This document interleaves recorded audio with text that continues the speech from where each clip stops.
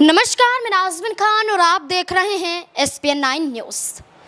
राष्ट्रीय लोकदल अध्यक्ष जयंत चौधरी ने 3 मार्च को औपचारिक रूप से ऐलान कर दिया कि वो एनडीए का हिस्सा बन चुके हैं। जयंत चौधरी ने एनडीए के साथ हाथ मिला लिया है। इसकी कुछ तस्वीरें भी सामने आई जब राष्ट्रीय अध्यक्ष जेपी नड्डा के साथ वो नजर आए।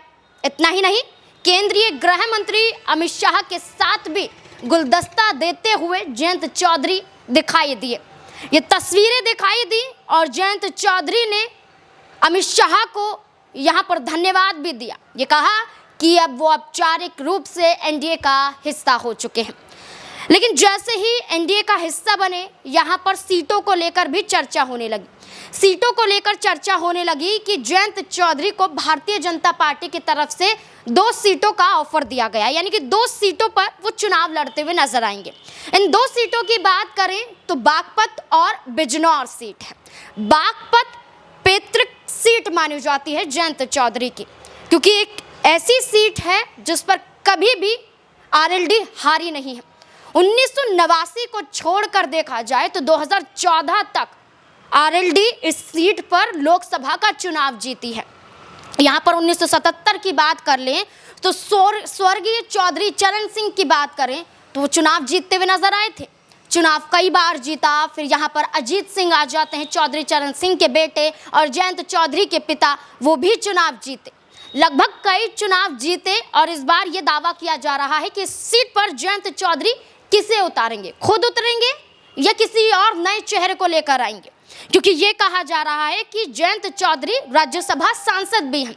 राज्यसभा सांसद है तो वो सांसद के रूप में ही बने रहना चाहते हैं, यानी कि वो राज्यसभा से अपना नाम हटाना नहीं चाहते हैं।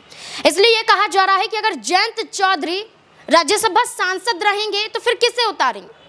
तो यहाँ पर नामों की जो चर्चा हो रही है, इसमें एक नाम प्रमुखता से देखा जा रहा है और वो नाम है चारू चौधरी का। चारू जयंत चौधरी की पत्नी है और ये कहा जा रहा है कि बागपत से चारू को चुनावी मैदान में जयंत चौधरी उतार सकते हैं।